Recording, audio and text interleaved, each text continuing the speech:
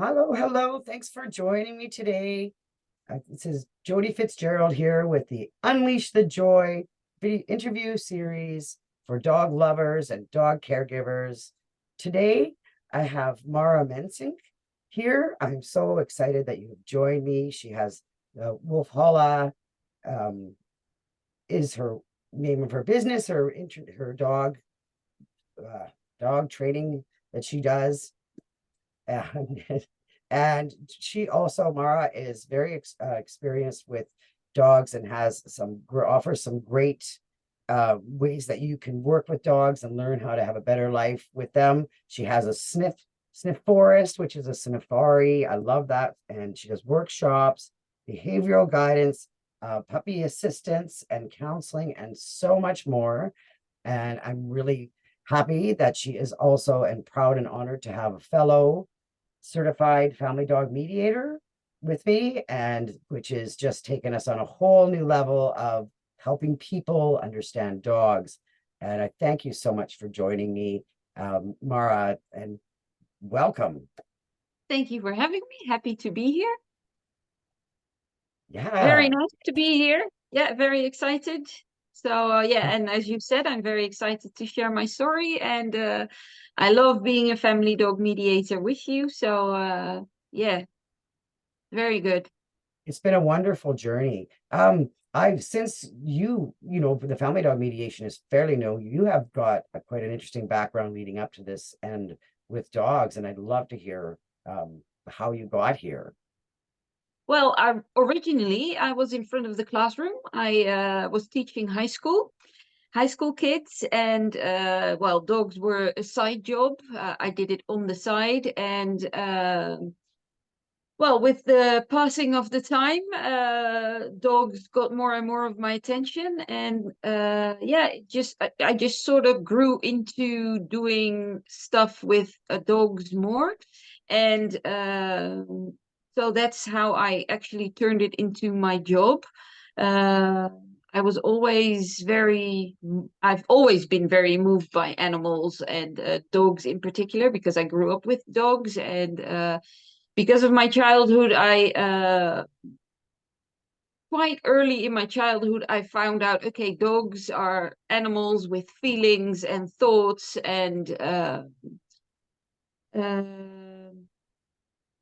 I found out that through shared experiences, I wanted to help people understand how they could have that incredible, intense connection with their dog, and how they could cooperate better, and could give their how they could give their dogs the best life possible.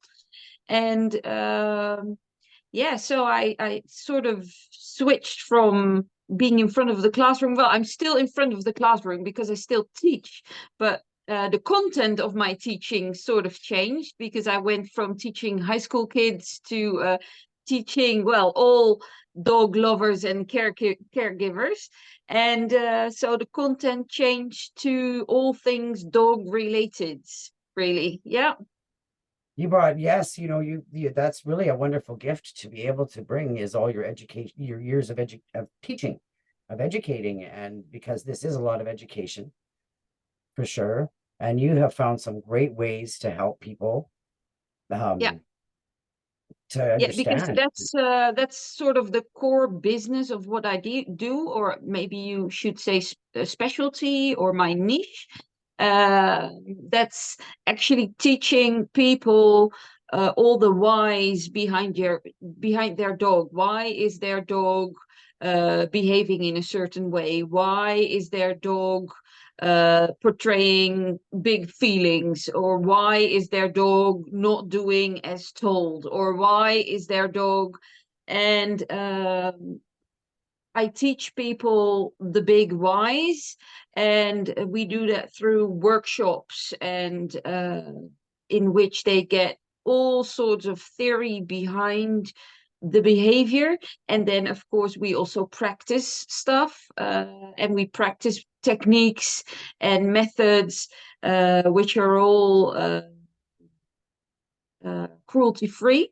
So we only work force-free. We only work with techniques and methods that are based on the welfare of the dogs, and we practice that as well. But I feel that the people I work with, since they after the theory they have received, after the theoretical lessons and the workshops, they understand the why better, so they're much better adept to actually use the methods and techniques, because they understand why they're doing it and why it's helping them and why it's helping their dog.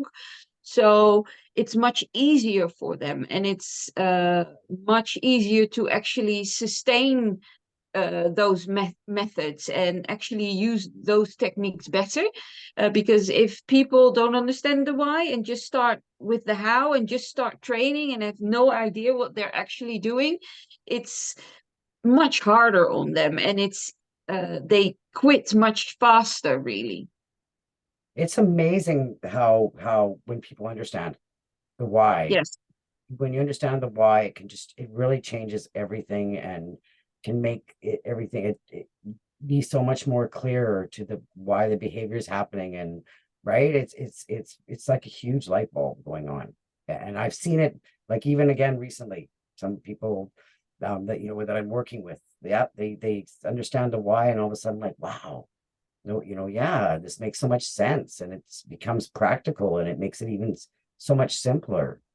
Yes, It's yes. it's It's really nice to see that, in, when you're working with people and you see just in their eyes that they get it now and that they're very eager to work on it. And they also they can start to accept their dog more for who he or she is, but not in a way like, oh, but then the dog doesn't have to do anything anymore, or the person doesn't have to do anything anymore, but just because they accept and they understand better, it's easier to work together and to work with the natural instincts of the dog instead of against it. And then it just, you see people, person and dog, getting into the flow of things, and then it just gets easier that way, and you see just lovely results as well, just in the happiness of the people and the dog, really. Yeah. absolutely, yes, yes, it does. It just can change everything. And accepting, I mean, we I don't know, I have friends that have quirks that I accept the way they are. Like, it's no reason why we can't, accept this little, well, I've got my one little dog, he's kind of a nut, but that's how he is. And I just help him enjoy life anyway. Like, if he has to chase the birds, even though it drives me crazy, I'll still let him do it and give him his praise and good feelings afterwards. Right, we're just accepting what he needs to do. And it's becomes less and less too by doing that. Right, it's just, and it's a way more enjoyable life when you understand what they're the things that they're doing, even if it is a little crazy. Yeah, and it's Right. also that you can help people in the way that you can then say, okay, this is something that you need to do, but I'm going to help you with it, but I am going to, give you my criteria for, okay, when you can show that behavior or in what sort of place, because of course, you need to make sure that the dog is safe, and that the environment is safe, and that nothing bad is going to happen to the dog or people passing by or whatever.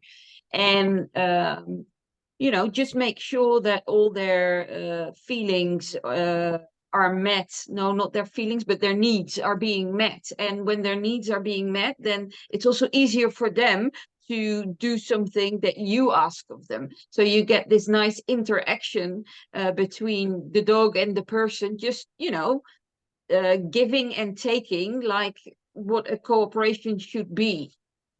And respecting, right, and respecting that the dog does have is a unique individual. Yeah. Yeah, it's so wonderful to see. um Sometimes it doesn't take much for people No. when you just get it explained some. It's often not as difficult, and way better than just trying to convince them that there's nothing there. I mean, that's Yeah. one of my favorite ones, right? Is convincing that people say something, barking out the window, and you just take them away and just distract them, redirect them, but yet the dog is still has to deal with it in his mind that there's something there. And this is the gap that we get to fill in with this mediation and with understanding the genetics.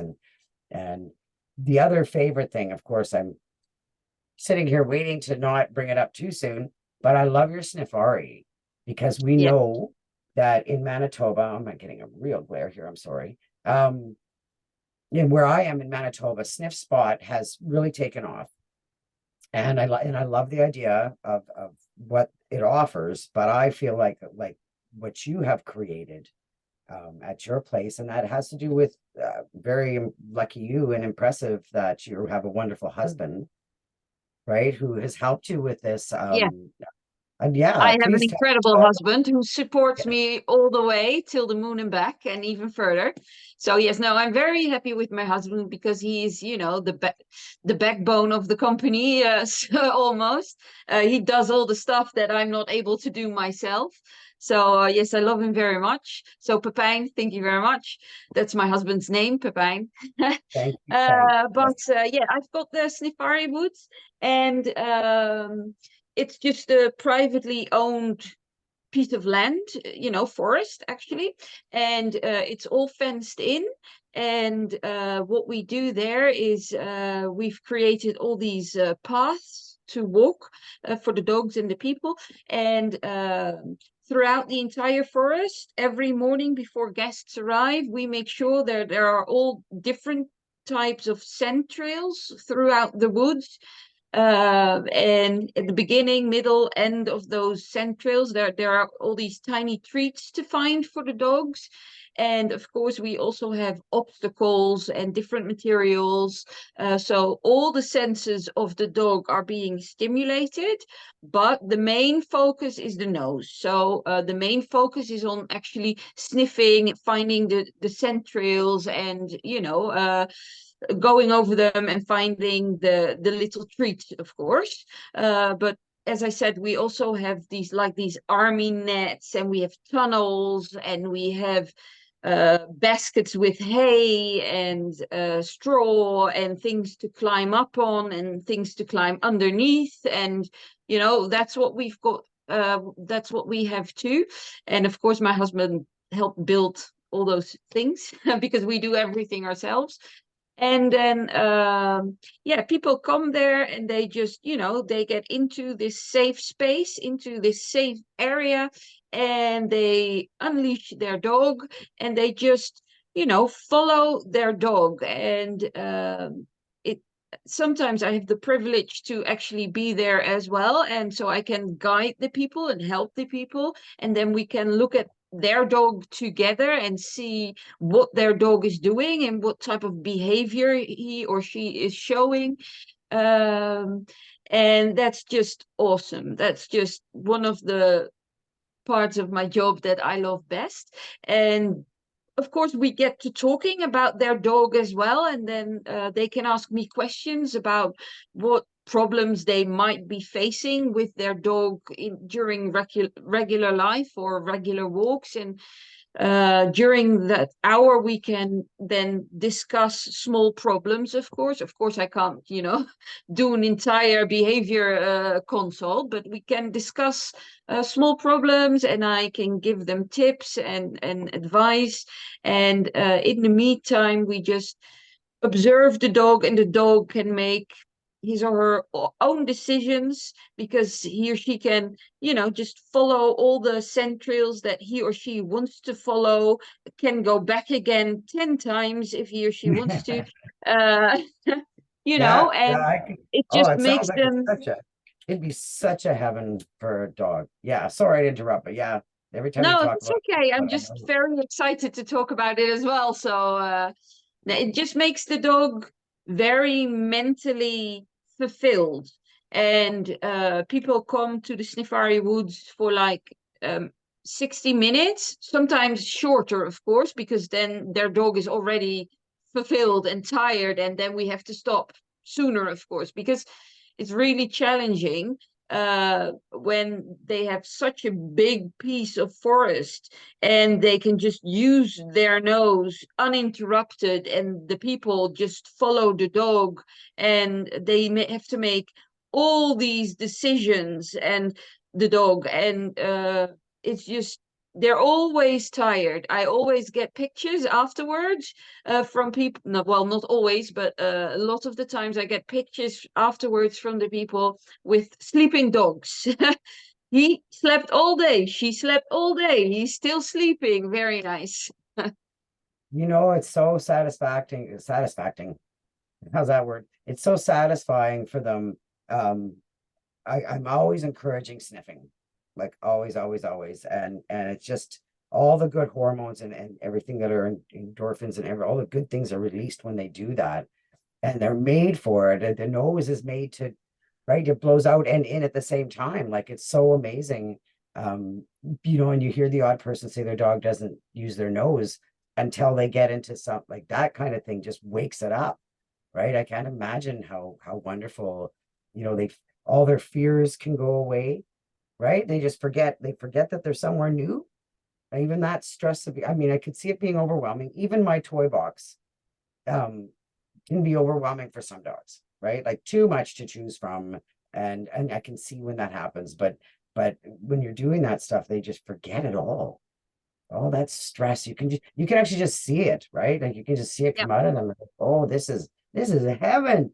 This is what I was meant to And do. also because um, when the people get there with their dogs, they're the only ones there. There's nobody else there. It's a completely safe space because, you know, as you can hear from my accent, I'm from the Netherlands, and we are very, very, very crowded country, and there's no room to do anything anymore without being interrupted by horses, bikes, people, other dogs, whatever. That's also how the entire Sniffari Woods originally started, because I had an older dog, Sera. Sera is the dog that I have now.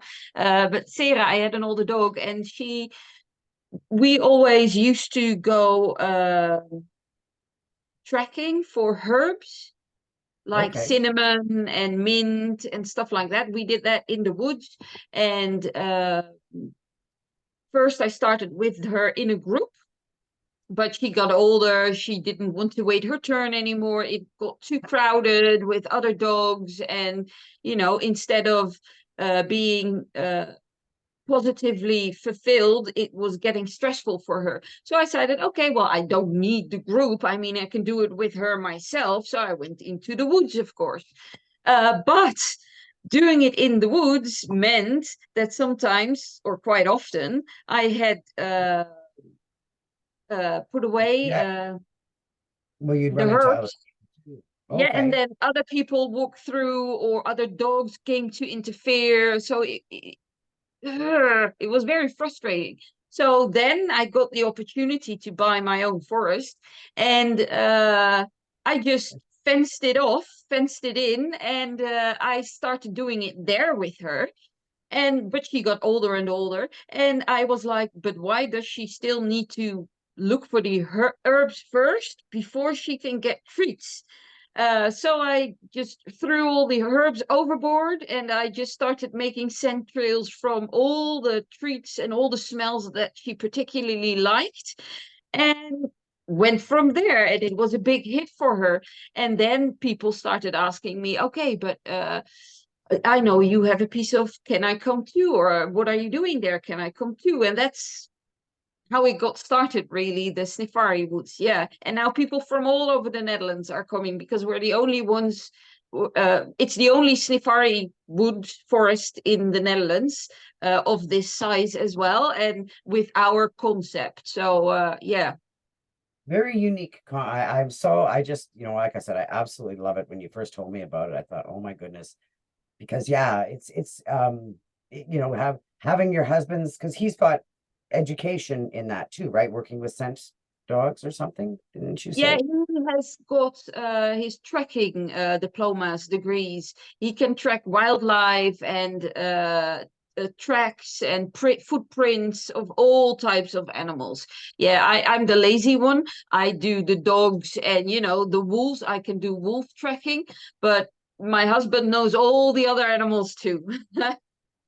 That's so, what a combination of what you've been able to make. It's kind of it is a dog's paradise for sure.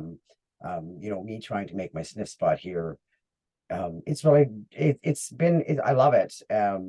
And I just want to keep, growing the whole concept. Like I said, Manitoba had so it's these private dog parks.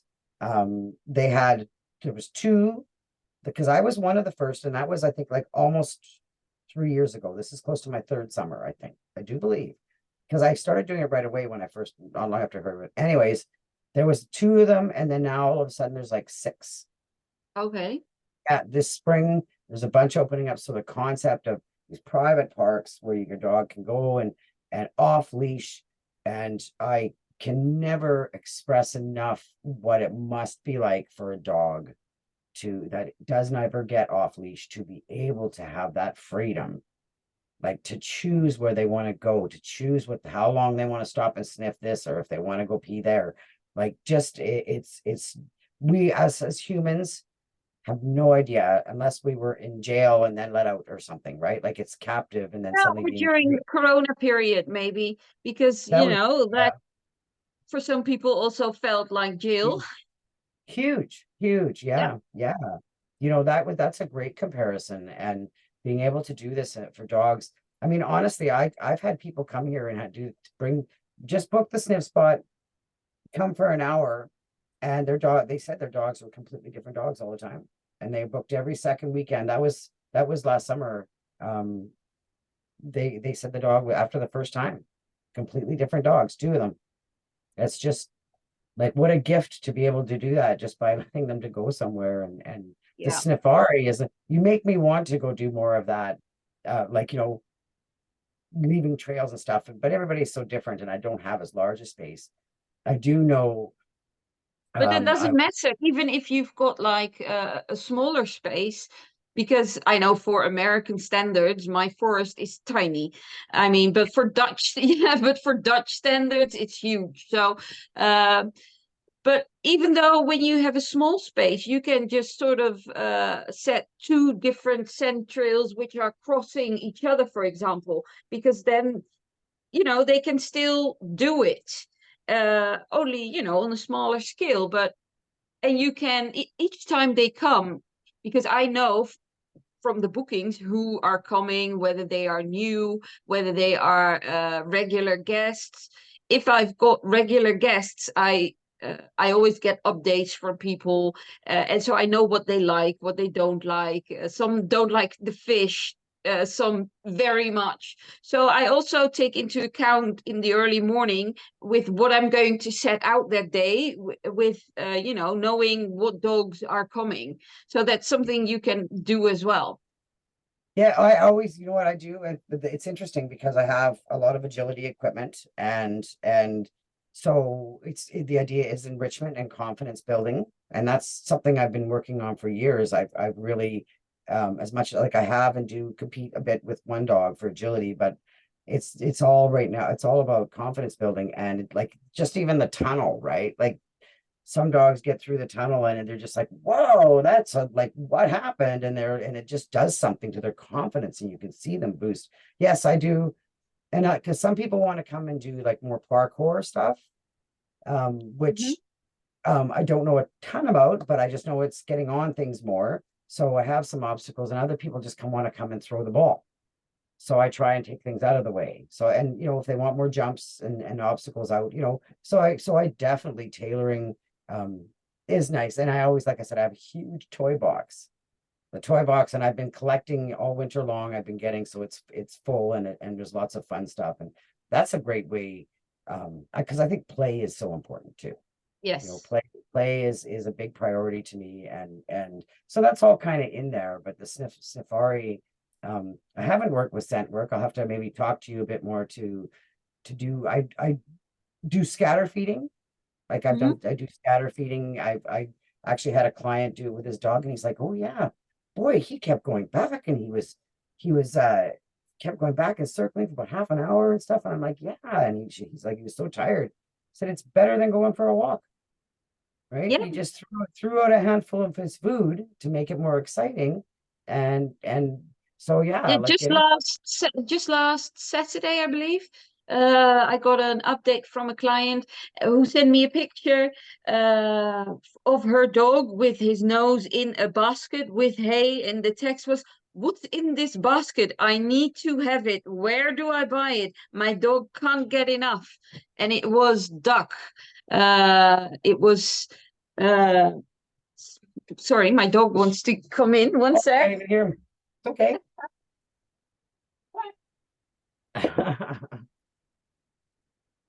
And it was yeah, duck meat. So yeah, they're trying it That at home now as well. Yeah, well, and I even use I have videos on YouTube of it, but I like the toy box. Fill a toy box with toys, and then I have some treats in there. My dogs know all these games. I mean, that's the result of being stuck inside in the winter with little dogs. That was how Yes. I started doing the enrichment. I didn't even know the word enrichment, but that's what I was doing. And when the more creative you are, the better. I love it. I love it. I love that you're a mediator like I am, and then you've just created these amazing programs with all this amazing information that Kim Brophy. Oh, I knew I was going to go the Yeah, wrong no, way. yeah. And meet your dog has created for us, just helping people using the genetics of the dog. It's amazing what it can do for us and for dogs. Yeah, Yes, I try to build upon her legacy, maybe, but in the same time, doing my own thing, of course. Uh, that's also what my workshops are about: educating people and giving them practical tools to actually work with their own dogs. So they sort of become the experts of their own dogs. And as I said, we do it with workshops and theoretical lessons. Yeah, sorry, I'm a little bit distracted by my dog. um, and yeah, one of the workshops that we do is Meet Your Dog, in which we educate the people about what type of dog they actually have, and how they can get better connected with their dog through that knowledge, and therefore live a happier life together. But we also do the Sniffari workshops. That's different than the Sniffari Woods. That's again a workshop that I do with my husband because he has got all his tracking degrees. But we also do uh, body language, communication. What else do we do? We do a lot.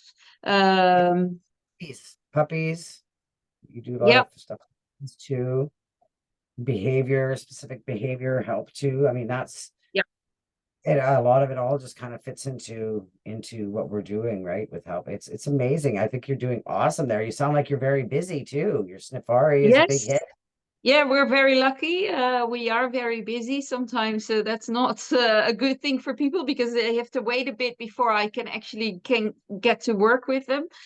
But they're sometimes happy to wait because they know what results they're going to get. And of course, we never promise anything, right? Every dog is different, and uh, I got one too uh, here. What is it? Is it the dogs busy hour? yes, it is. I think so. Sorry, That's the Hogan. Where's your pup there? but I am sniffing. Oh my, what a beauty. Don't like the camera? Come on. No, she's sniffing. Saretje, Oh, guys. Yeah, Groot was just here. You're right. oh, what a good girl. She says, oh yeah. Yes, and it's so interesting even after dogs have been here because my yard, I only have the one yard. Um, and the dogs after other dogs have been there, oh my goodness. Like it's their own Sniffari, and I love it. Like just Yes. that alone. When people come, that's the first thing I say, just walk around for a bit. Just walk around because your dog didn't want to pee everywhere because mine have peed everywhere. right? And everybody's that come and it's just like female, right? Yes. And that it's really neat to see how dogs can do that. And just, we get to help people understand who they are, like you say, right? Who they really are, and can make such a world of difference. Yeah, If and it's they, also nice that, there's still a world in which people think you need to punish the dogs or need to use force or pressure. And I also get a lot of people who have tried that with their dogs, but you know, they've tried it, they thought it went better, but now the problems are actually worse. And then I come in, and first they are like a bit skeptical because I tell them not to do all those things, but then I tell them why and what's going on in the background with their dogs and why it's not working and why the problems are getting worse, actually. And then they're like, okay, you see, the understanding, and then they start doing it, in a whole new way with the welfare of the dog in mind. And we start to see results in small steps, of course, because we do not have magic wands and all your problems are gone. No, of course, it's hard work, but it pays off in the end. And with every small step, I always urge people to celebrate and take every win and, work from there. And that's just really nice to have the privilege to experience that with people and their dogs. it is, and how much that it can continue, like things start to change and it may take time, and recognizing those little steps is really, really important. Um, this guy still to this day, uh, there's continual improvements. It's been years and there's still things, I'm noticing more now, even way more now in the last few months. When I sit down with them all, he's watched the others do this rollover, be cute, and he'll join right. He does it so fast now. He just rolls over and he realizes that he's not causing a problem or upsetting anybody, right? You know what I mean? He's not, Yes. Yeah. because he's kind of didn't know his boundaries, and he'll just bulldoze his way in. And Yeah. now he's like, just instead stay on the side and roll over like they are. So I can have like four dogs all rolled over with me sometimes. Yes. And he was taken to be euthanized. Like, it's just amazing when you give them what they need and understand them. Yeah, his job is to guard the birds in the yard, isn't it? Yeah, Yes, that's what so that's he a puts. very important job. My dogs have a job too. You just saw Sarai, of course, and her job, and now also her son's job, because we have a son from Sarai, Groot. I don't know if you know the Marvel superheroes, Guardians of the Galaxy. Oh, no. No? Okay, Right. well, there you have Groot. Groot is the huge tree, and Oh, he has one line. He always says, I am Groot. But in the end, spoiler alert, he protects all the people from being killed, and he says, we are Groot. It's just very symbolic. But call me sentimental. But so we also have Groot, her son now, and it's their job to actually clear the Sniffari woods after all the guests have left. And it's actually a very important job because we also use fresh products like fresh meat or blood or fresh sausage or fish or whatever. And it's of course very important that none of the dogs get ill, that there's not some old flesh rotting somewhere or fish. So it's their task to clear the Sniffari woods they to must make love sure that. that nothing has been left behind. So I think they like their job. I think that's a yes. Yeah, no, that is fantastic, right? Keep it clean and keep it fresh. Yes. Oh my goodness. They got a good life, don't they? You're hot. Are But you it's panting? also a very suiting job for them, of course, because they're wolf dogs. So they're different than, let's say, a herding dog or a gun dog. They benefit from different types of jobs. And well, since we have wolf dogs, they need their own specific job. And well, when we would make a job description, I think this is one of the best jobs that yeah, that they Yes. can get. Keeps them busy. It's so fantastic, you know, and and it really in reality, a lot of it is not I still believe it. It's not really as hard as people think. It's just once you understand, Yes. right? Once you understand the why and what's going on, you know, Understanding is key. And then with small steps or small adjustments, uh, you can just provide for your dog. And when you provide for your dog, you're actually also providing for yourself. It's also taking care of yourself when you take care of your dog. because yeah, when it doesn't work, it's pretty heartbreaking. Like if it Yeah. doesn't work. And you know, I really believe we get them, we commit them because we love them. And absolutely, you know, it's a challenge. It's a challenge, right, buddy? Yeah, when we got him, he changed everything. Number four changed everything. We had to build another fence because of this guy. Yeah. But it was Nice. so much worth it, Yes. right? Like it's worth it to give him the freedom and to have the not stress of worry about getting hurt or something, right? Like that's always a big worry with you know, we have to advocate for them. I'm a strong believer, you know. And the other thing that I think about with people lately has had quite a few times mentioned to me about how people are embarrassed when they're when they, and I you know and I they need to not be, you know, people need to not be embarrassed that we've all had trouble dogs, that we've all had these Yeah. behavioral issues to deal with, and it doesn't matter who you are, it can happen. It's about the dog, not us. It's also very sad because um, I'm in my office now, which is also the place where I teach, of course. And I think that 9.5 people out of 10 who have come in here have cried, which is sad, right? Because, and I also tell them, you can cry. Almost everybody who comes in here cries because it can be hard if you have a dog and you don't understand, or the dog doesn't understand you, and people judge you, especially that part, and you're ashamed. And I always tell them, you don't have to be ashamed. You know, you don't know what's going on behind somebody else's front door. And trust me, there are more people who are experiencing the very same thing, but we don't talk about it because it's sort of a taboo, because dogs are expected to behave. And in here, we're just open and honest and raw, so people cry. And we actually talk about what it is really like and what dogs really are, and how that can uh, Sorry. change you, or the world around you, or at least how you see things. And it's okay for things not to be perfect, and it's okay for your dog not to live up to a certain man-made idea of what a dog is supposed to be, because that's not realistic. That's a good way to say it. You know, and I also like as soon as I start talking about the instincts and what they're made of, I'm always right away saying they're not made to be in these four walls.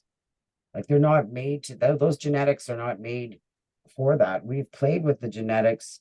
Humans have messed with the genetics and played with them so much that they have all these special things that they need to do, like herd and the gun dogs, right? And the terriers. I think about the terriers lots, and I've, you know, worked with some bully breeds and stuff, and you know, just guardian dogs. Like they all have different needs, and we have somehow society has gotten cross signals on this and thinks that they can just come into the house and be a nice little sit by my side dog. And when I say walk, we can walk. And when we say it's bedtime, you're going to go to bed. And if I leave, you're going to be okay. Like it's just not a reality of world for a dog. And when you step into those dogs' paws and get a really good look, I mean, that's one of my hashtags, step into your dog's paws, right? And your dog is waiting. That one is, you know, it's true. And you know, I love that you're doing that, and I want to keep doing it too. I love being able to help people and change the world for dogs like this because the relationships you get and the happy dogs you get. Yes. And also because I was thinking about that a lot this week. almost all animals sort of have a group advocating for them. Like you've got wildlife, and you've got like uh farm animals, and you've got like, all these different types of animal groups, and there is always some group to find who's advocating for them, for bigger spaces or more nature, or you know for the animals to be able to experience natural behavior. And that's what people sort of have forgotten, that dogs are not, stuffed animal house pets, but they are like biological animals with real feelings, emotions, and natural behavior. And, nature is disappearing on them because they're not allowed to walk off leash in nature anymore. They're not allowed to do this. They're not allowed to do that. And of course, I'm all for nature and wildlife. And of course, that too, don't get me wrong. But we also need to advocate for our dogs. And if it's not possible in nature, then how, or society for that matter, then how can we make it possible for them? And I think that's a very important job that we have to do as family dog mediators, to actually mediate between wildlife, nature, society, the dog's needs and, desires, wants, whatever. uh, there needs to be some group advocating for the dogs to be able to live a good life with just the biological autonomous animal that they are. Absolutely.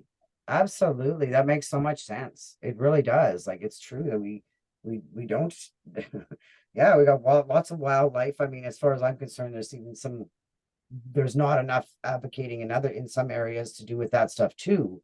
But for dogs, I mean, I'm sorry, I have hair on me. Like, That's okay. are you? Um, but yeah, that's what a great point. We don't have that. We don't have, that's what we're doing. We're trying to say, hey, to me, I'm really working on, I understand obedience, I understand all this stuff. Just like children in school, here you go, bud. Children in school have all they have classes for math, they have, for learning this and that, but they also have counselors, they also have what is it, like, so life skills classes and stuff. We're really, this is something that dogs deserve to be recognized on an emotional and genetic, I get, right, is the way to say it, like what they really are, is a big part. I think all that other stuff can work if you want to do like all this training and agility and obedience and stuff, but get this other connection first, and that actually becomes even It can, better. It could be yeah, even better. It could be closer. coexist. Yes. Yeah, Yes, it gets to be it this can and that. coexist. There's no reason for us to say you can't do obedience anymore, or you shouldn't do this, or you shouldn't. It can coexist. For example, as I just said, we have a small puppy now. He's 16 weeks old, and I go to puppy class with him, with trainers, people whom I know and trust, and who I know are welfare based. And we work on all these things, also obedience a little bit, but also a balance, coordination, life skills. And on the side, or not on the side, but on the other side, I should say, I also work on his life skills. And I combine the two, because you can use techniques It's that you it's use it's in more puppy like class it's for more like a obedience. relation. Yeah, it's more like a relationship as Yes, compared to control and telling them what to do. You're actually doing things together. It's almost like being a team, yes, a yes. partner, Yes. And you right? can Say like, use those techniques in your life skill techniques as well. yeah, yeah, and I feel like that's it's very important that we recognize that we're, it gets to be this and that, and we just want people to get this side of the dog and realize how much better all the rest can be, Yes. And whole it's rest of life important can be also for better us when, to do that and to recognize that, and not to create camps or whatever, but we can work together, just like obedience and life skills can work together. yes, yes. I feel like it's what I did with my dogs. It's what I've always done with my dogs. And I'm telling you, I definitely would do things differently now, but I mean my relationship with them doing I did a lot of Brawley obedience. They all have titles. Um, it just became such a fun thing. Like I worked at making it as fun as possible, watching them, recognizing if they were, if they'd had enough or whatever, right? If they were really not into it, like it's not a bad thing, and they're not bad dogs, and I'm not going to make them go and do it 20 times at home. No. Right? I'm recognizing it. Yep, people, I've heard it. People, well, we're gonna go practice that all week. Well, no, the dog just doesn't want to do it right now for whatever reason. It's not working. Let's not fight it. Let's just keep the fun going. And if it doesn't work today, maybe it'll work tomorrow. We've got to find the right way to make it work, because when you do, your dogs love it. Like they love the connection. Not Yeah. every dog likes to do that kind of thing. No, not I guess every dog, because my yeah, oldest, Sarai, she just looked at me like, I don't know what you want, but I'm not going to do it. Bye bye. I was like, yeah, okay, we're going to do something else. And of course, we yeah. still have to see with Groot whether he likes it. But the dog before this, who just passed, well, I say just, but it's already almost 2 years. Uh, Still like she yesterday. loved it. She loves it, but she was a completely different type of dog. So it also depends on what type of dog you have, what type of classes or courses you do, Activity. of course. But I do feel it's important to say that no matter what type of courses or class you do, life skills is always important as well. Yep. Yep. Life skills and just, and meeting Yes. your dog, learning who your dog is, and actually it can make the rest of it even easier to do when you learn more. Things can make so much sense.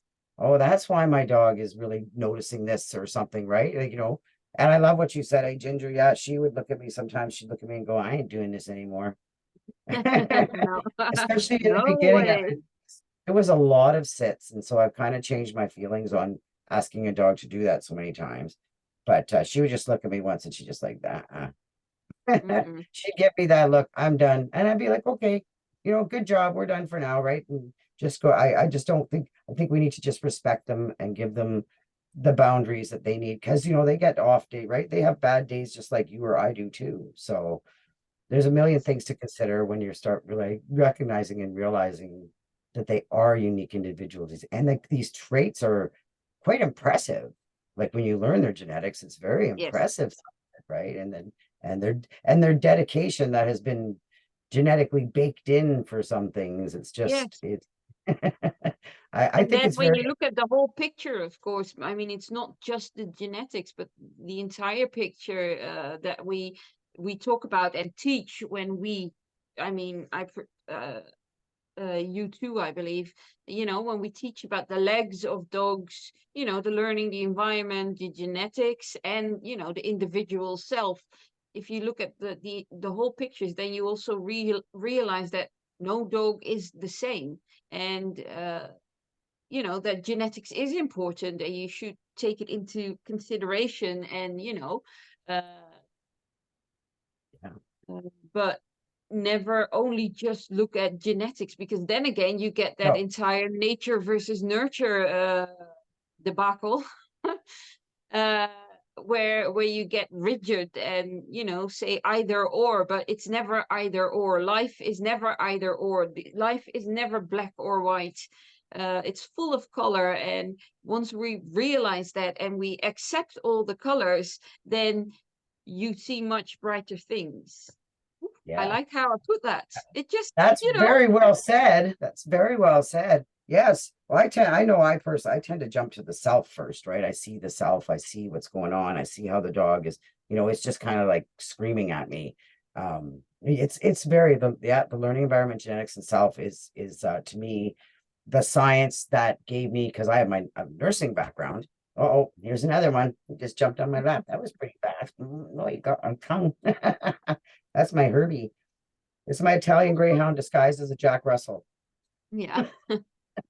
Oh yeah, he's a dainty little guy. But um, I forget what's going there. But it's just when you put it all together, it's just amazing. And I Yeah. love what we're doing. Unleashing the joy. I love that name for this because that's what we get to do, right, Herbie? Right, buddy? Um, Yeah, and also, before I know we're on here for a bit, make sure we know how to reach you because Yes. we need to, Well, I've got a website, of course. It's in Dutch, but it is there. okay, I keep saying it, sorry. www.wolf yeah, www.wolfhalla.nl. Okay, Wolfhalla.nl. Uh, yeah, and you can look at Insta, at wolf_halla. Wolf_halla. That's my Insta. okay, because Um, definitely in the comment in the write-up for this, I will put website. You're shaking so much. Use my shaker. Your sweater got wet. And Insta, okay. yeah, Yeah, because I'll show you before putting it out, I'll show you. But yeah, I want to make sure that people know they can reach out to you because you do have online courses. yes. Are the courses in English? Yeah, I can do it in English. Okay. Um, I thought I'd ask you that quickly. Now, everything I do, I can do in English. Of course, I might choose a wrong word here and there, but everybody can always understand me fine, perfectly. Now, everything I do, I can do in English, so that's no problem at all. Yeah. Well, I think that's awesome. And we're gonna get this out there. Maybe maybe you'll be able to share it to the Netherlands if they can understand me, or if there's a way, I bet you there's a way to translate too. So um Yeah, maybe I we can use automatic subtitles or Yeah, because then we'll show subtitles. I wonder, we probably might be able to change it if people request. We'll take a look at that. But I really appreciate you joining me. I'm so proud and honored that you are a fellow family dog mediator. Thank you for having me. I feel like, we're a part of what is doing exactly what you said, advocating for dogs. And this species needs to be advocated for, deserves it. And here we are, and we're making a difference. And yeah, I really, really appreciate. I'll turn off the record. But thank you so much. And where is that button? All right. Thanks for watching. Mensink with Wolf Holla. I love that name.